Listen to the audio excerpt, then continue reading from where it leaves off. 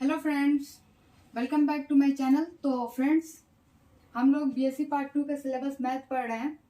तो हम लोग मैथ में कौन सा बुक पढ़ रहे हैं? Differential equation. देख लीजिए, यहाँ पे मैं लिख दी हूँ डिफरेंशियल इक्वेशन। इसको मैं बहुत पहले स्टार्ट की थी और इसका रिव्यू अच्छा नहीं आया, यानी आप लोग इसे नहीं देख रहे थे। तो मुझे लगा कि आप लोग को इसका सोल्यूशन और इसका कॉन्सेप्ट यानी डिफरेंशियल इक्वेशन पढ़ने का कोई ज़रूरत नहीं है, तो मैं उसको बंद कर दी थी। लेकिन फिर एक दो बच्चे इस पे कमेंट कर रहे हैं कि आप इसका सोल्यूशन बनाइए, आगे बनाइए। तो मैं उन लोगों के लिए इसका सोल्यूशन बनाऊंगी और इसका कॉन्सेप्ट एक्सप्लेन करूंगी। तो हम लोग डिफरेंशियल इक्वेशन इनिशियल से स्टार्ट कर रहे हैं, यानी हम लोग चैप्टर 2 से स्टार्ट करेंगे। चैप्टर 1 हम लोग नहीं पढ़ेंगे क्योंकि वो एग्जाम में नहीं आता उससे क्वेश्चन, लेकिन चैप्टर 2 से क्वेश्चन आता है। तो चैप्टर 2 में क्या है, जैसे कि आप लोगों को पता है कि दास गुप्ता का बुक मैं पढ़ाती हूँ, बनाती हूँ। तो ये दास गुप्ता का बुक है, आप लोग के पास नहीं है, जिसके पास वो खरीद लेगा और जिसके पास है वो अपना देखे यहाँ पर। तो देखिए, हम लोग चैप्टर 2 स्टार्ट करेंगे। तो चैप्टर 2 में क्या है, equation of the first order and first degree. Okay, तो इसको हम लोग पढ़ेंगे। तो आपको मैं बताना चाहती हूँ कि ये जो डिफरेंशियल इक्वेशन है, ये हम लोग किस में पढ़ते हैं? सेकेंड पार्ट में। तो सेकेंड पार्ट में हम लोग ये पढ़ते हैं, तो इसके लिए ये मोस्ट इम्पॉर्टेंट चैप्टर है। इसमें बहुत सारे चीज पढ़ना पड़ता है, जैसे कि यहाँ पे देखिए, forms of solvable differential equation, solvable differential equation, ठीक है ना। तो हम लोग इस डिफरेंशियल इक्वेशन को इस फॉर्म में सोल्व करेंगे। ओके, तो फर्स्ट फॉर्म यहाँ पे है वेरिएबल सेपरेबल, सेकेंड में है रेड्यूसिबल इनटू वेरिएबल सेपरेबल, ऐसे ही थर्ड में है होमोजीनियस इक्वेशन, फोर्थ में है non homogeneous equation of the form.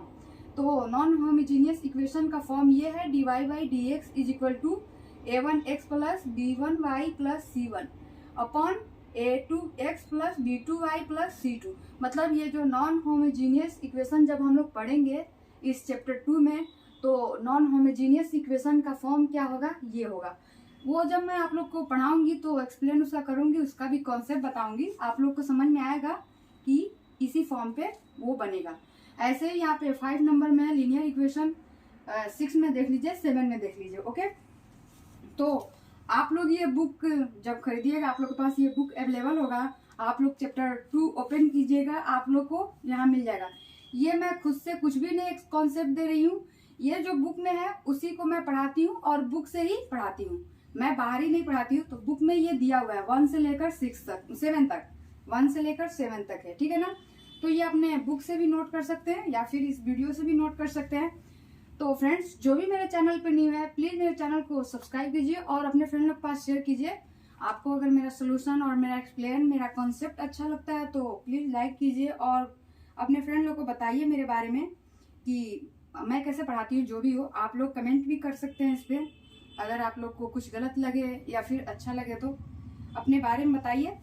तो फ्रेंड्स, ये जो चैप्टर 2 है, equation of the first order and first degree, तो इसमें हम लोग पहले इसका जो फॉर्म है, फर्स्ट फॉर्म को पढ़ेंगे। फर्स्ट फॉर्म में क्या है, वेरिएबल सेपरेबल।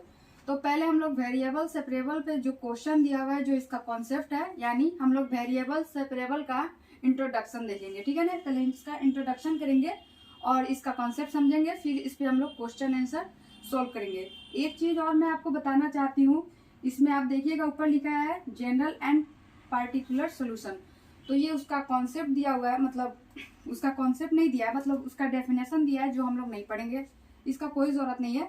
आप लोग जनरल और पार्टिकुलर सोल्यूशन को ऑलरेडी 12th क्लास में जो डिफरेंशियल है उसमें बुक, उसको आप पढ़े होंगे या इसका फर्स्ट पार्ट में डिफरेंशियल कैलकुलस में पढ़ चुके होंगे। ओके, तो आप लोग इसे अपने कॉपी में नोट कर लीजिए। हम लोग वेरिएबल सेपरेबल का कॉन्सेप्ट देखते हैं। Okay,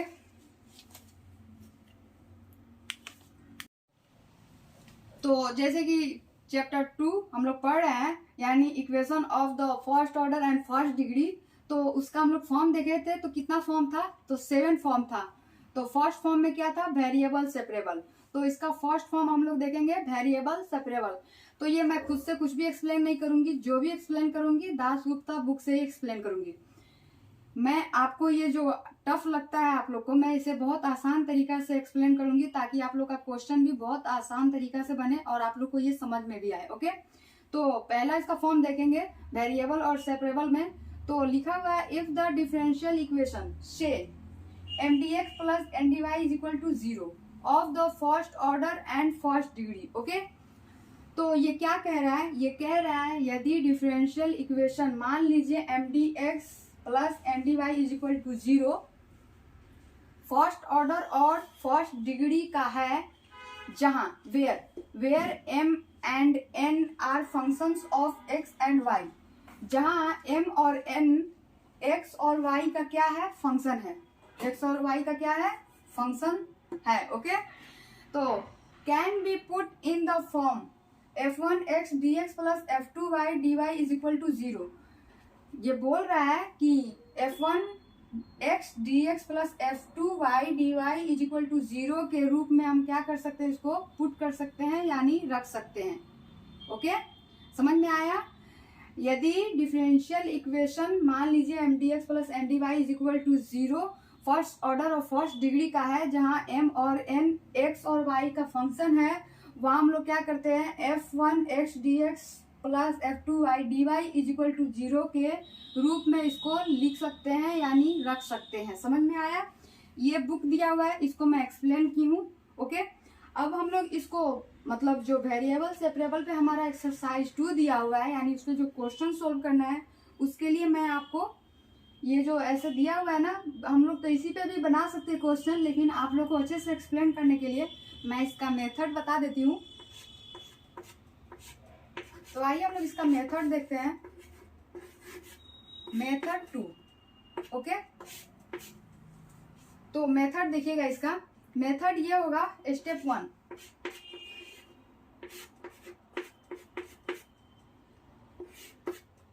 f1x dx plus f2y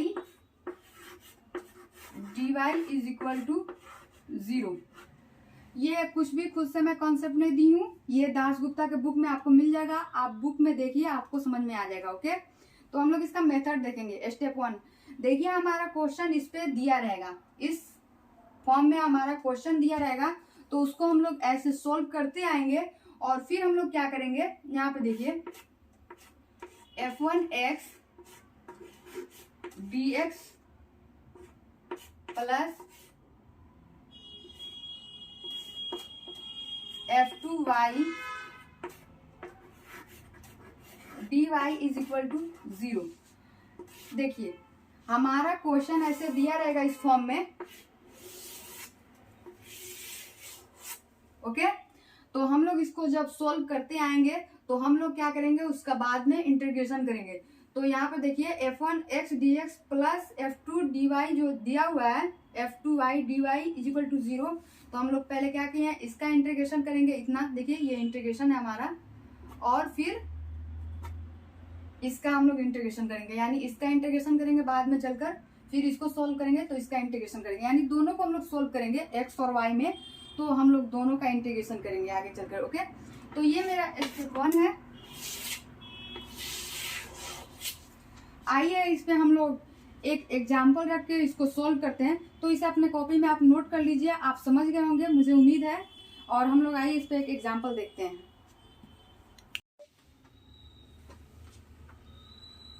तो देखिए, मैं उसे क्लीन करके यहाँ पे लिख दी हुई हूँ। देखिए यहाँ पे सेम है मेथड, मतलब स्टेप 1। तो इस पे हम लोग एक एग्जाम्पल देखेंगे। तो देखिए यहाँ पे मैं एग्जाम्पल देती हूँ, आपका एग्जाम्पल ऐसे दे देगा, ऐसे x dx दे दिएगा plus y dy is equal to 0 दे दिया, ठीक है ना। तो इसको हम लोग को सोल्व करने की कोई जरूरत नहीं है, ये क्वेश्चन हमारा दिया हुआ है, समझ लीजिए, समझे।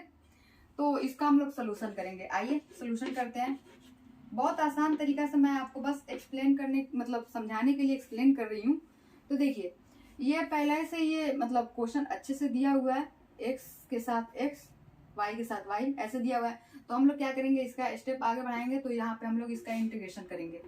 क्या करेंगे, इंटीग्रेशन। तो आप ऐसे लिखिए integration on both side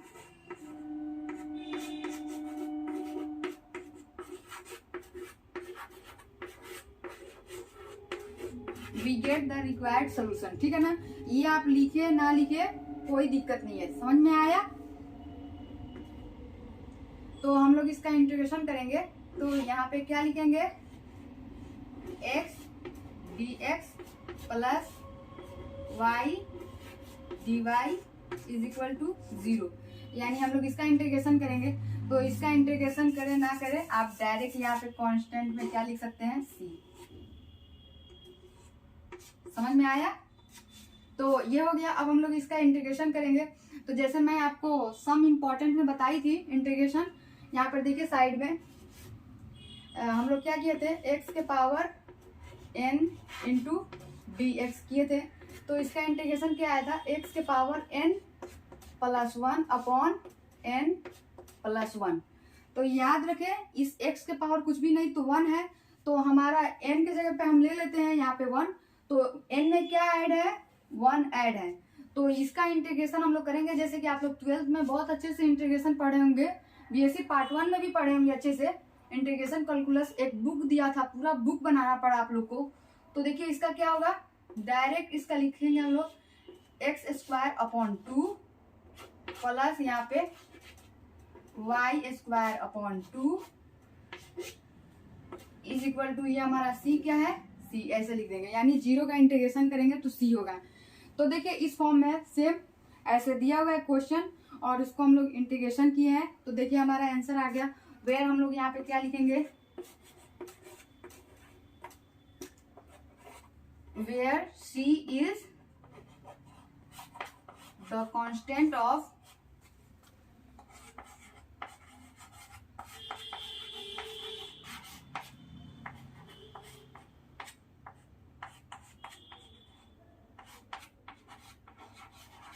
integration.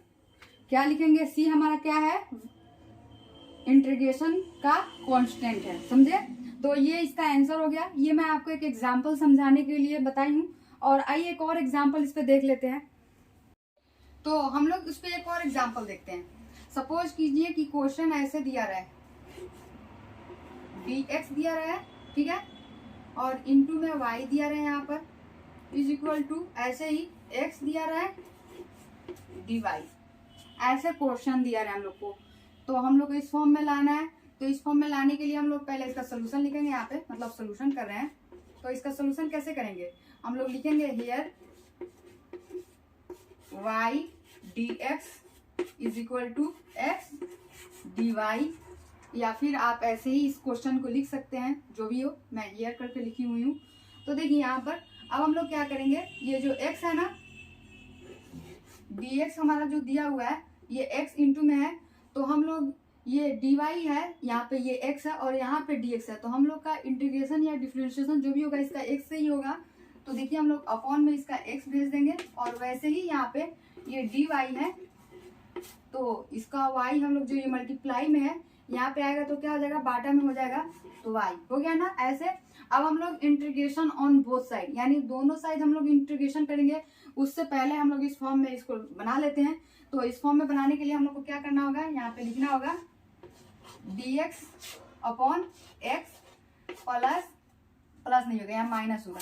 क्यों, क्योंकि यहाँ पे प्लस में है और ये इक्वल के इधर आएगा तो क्या हो जाएगा, माइनस होगा। तो यहाँ पे क्या होगा, dy upon y is equal to 0। समझ में आया, ये ऐसे हो गया। अब हम लोग यहाँ पे देखेंगे तो इंटीग्रेशन ऑन बोथ साइड, दोनों साइड हम लोग क्या करेंगे, इंटीग्रेशन करेंगे। याद रहे यहाँ पे माइनस है, ये प्लस है, इधर आया माइनस होगा। ओके, तो हम लोग दोनों साइड इंटीग्रेशन करेंगे। तो इसका क्या होगा, dx अपॉन x प्लस वैसे ही dy अपॉन y, और 0 का हम लोग इंटीग्रेशन करेंगे तो क्या आएगा, कांस्टेंट में c लिखिए या k लिखिए, आपकी मर्जी, कुछ भी लिख सकते हैं। तो ये देखिए इंटीग्रेशन क्या होता है, यहाँ पे साइड में देखिए, यहाँ पे dx अपॉन x का इंटीग्रेशन क्या होता है, log x होता है ना। इसको मैं सम इम्पोर्टेंट में बताई हूँ, आप लोग इंटीग्रेशन में बहुत बार पढ़े होंगे, क्वेश्चन भी बनाए होंगे। इसको खुद प्रूव भी किए होंगे। तो देखिए यहाँ पे क्या होगा, इसका इंटीग्रेशन करेंगे तो इसका होगा log x, ओके। इसका क्या होगा, प्लस नहीं होगा, माइनस होगा, यहाँ पे माइनस होगा, माइनस, ओके। माइनस क्यों, यहाँ पे माइनस है, ठीक है ना, माइनस y, और इसको हम लोग k लिख देते हैं, समझ में आया, या फिर log k लिख देते हैं, जो भी हो, k लिखें या फिर log k लिख दें, इसको ऐसे log k लिख देते हैं, इसको कोई दिक्कत नहीं। अब देखिए यहाँ पे क्या होगा, ये हमारा हो जाएगा log कॉमन कर लेंगे तो ये क्या हो जाएगा, x अपॉन वाई हो जाएगा, इज इक्वल टू ये log k हो जाएगा, log से log कट जाएगा, और ये हमारा बचेगा यहाँ पे x upon Y is equal to k। आप ऐसे लिखिए तो, या फिर इस y को इससे मल्टीप्लाई करा दीजिए, तो यहाँ पे हमारा क्या होगा, where k is constant, where k is क्या होगा, हमारा कांस्टेंट होगा। आप एक लाइन और चाहें तो बढ़ा सकते हैं, ये x इज इक्वल टू ये y को इससे जाकर मल्टीप्लाई करा सकते हैं, तो x इज इक्वल टू क्या हो जाएगा, ky। समझ में आया आपको। तो इसका ये स्टेप 1 का जो मैं आपको मेथड बताई हूँ, उस पर मैं 2 एग्जाम्पल देकर आपको एक्सप्लेन की हुई हूँ, और ये कैसे हुआ, तो ये फॉर्मूला होता है, आप लोग जानते होंगे, ओके। तो आइए अब हम लोग स्टेप 2 देखते हैं, आप लोग इसे अपने कॉपी में नोट कर लीजिए।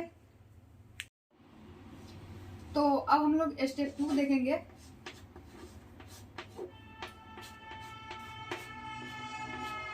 समझ में आया। तो देखिए स्टेप 1 हम लोग उसको देखे भी हैं और उसको अच्छे से एक्सप्लेन भी मैं की हूँ, और उस पर 2 एग्जाम्पल भी मैं सोल्व की हूँ। अब आइए हम लोग स्टेप 2 देखते हैं। तो स्टेप 2 में हमारा क्या दिया रहेगा, स्टेप 2 में हमारा ऐसे दिया रहेगा, dy by dx, okay, is equal to हमें दिया होगा f1x इंटू f2y, ऐसे दिया होगा, ठीक है ना, स्टेप 2 में। या फिर आप ऐसे इसको सोल्व करके लाइएगा अगर कुछ अलग दिया होगा तो, लेकिन ऐसे दिया होगा। तो हम लोग उसको जब सोल्व करेंगे तो हम लोग ये क्या करेंगे, ये जो dy है ना, ऐसे इसको ऐसे ही लिखेंगे, और ये जो है ना, जैसे कि मैं अभी आपको एग्जाम्पल 2 जो एक्सप्लेन की हूँ, सेम बिल्कुल वैसे ही है, थोड़ा सा अलग है। तो देखिए ये जो f2 ये y वाला है ना, तो हम लोग इसके बाटा में क्या भेज देंगे, f2 y को ऐसे इज इक्वल टू, और ये हमारा f1x जो है ये dx को भेजेंगे तो यहाँ क्या जाकर गुना करेगा इससे। समझ में आया। तो ऐसे हमारा ये क्वेश्चन हो जाएगा, और आगे चलकर हम लोग इस पे क्या करेंगे, चाहे तो इस पे आगे जब हम लोग सोल्व करेंगे तो यहाँ पे इंटीग्रेशन कर देंगे इसका। समझ में आया। ऐसे भी हमारा क्वेश्चन दिया रहेगा, आप लोग इसे स्टेप 2 को भी नोट कर लीजिए। तो मैं इस पे एग्जाम्पल नहीं बताऊंगी, इसलिए एग्जाम्पल नहीं बताऊंगी कि मैं आपको स्टेप 1 समझा दी, उससे कुछ बहुत तो ये मिल ही रहा है जो उसका एग्जाम्पल मैं, मतलब सेकंड एग्जाम्पल जब मैं आपको एक्सप्लेन की थी तो। और इस पे जब हम लोग आगे क्वेश्चन बनाएंगे, यानी एक्सरसाइज 2 यानी chapter 2 equation of the first order and the first degree यानी वेरिएबल सेपरेबल पे जब हम लोग क्वेश्चन सोल्व करेंगे तो हम लोग को ये मिलेगा वहाँ पे, तब आप लोग को मैं इसके बारे में बताऊंगी कि स्टेप 2 हम लोग जूस करके इसको सोल्व किए हैं। तो ऐसे तो मैं आपको पहले बता देना चाहती हूँ, जो हमारा चैप्टर 2 का एक्सरसाइज 2 है ना, उस पे जितना भी क्वेश्चन दिया हुआ है उसमें सब इसी पे सोल्व हो रहा है। आप देखिएगा, आपको समझ में आ जाएगा। तो मैं उम्मीद करती हूँ कि आपको इसका मेथड जो स्टेप 1 स्टेप 2 है ये आपको समझ में आएगा, और इससे आप यूज करके एक्सरसाइज 2 को सॉल्व कीजिएगा, यानी वेरिएबल सेपरेबल का जितना क्वेश्चन दिया रहेगा उसे आप सॉल्व कीजिएगा, और मैं भी उसको सॉल्व करूंगी। जो आप लोग को नहीं समझ में आएगा, आप लोग मेरे टेलीग्राम पे जाइएगा, इंस्टाग्राम पे जाइए, फॉलो कीजिए, और वहाँ पे